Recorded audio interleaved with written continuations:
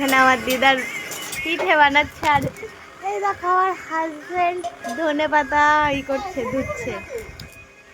আর আবার মা তরকারি গরম করছে,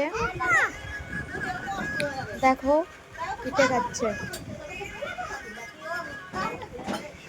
আর এই যে খাচ্ছি আমি।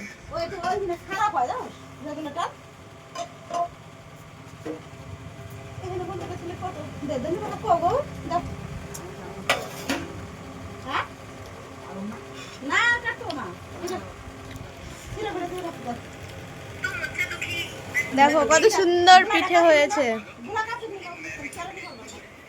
ফুচকার মতন এক একটা ফুলেছে, দেখো কতটা ক্রিস্পি হয়েছে। ওয়াও,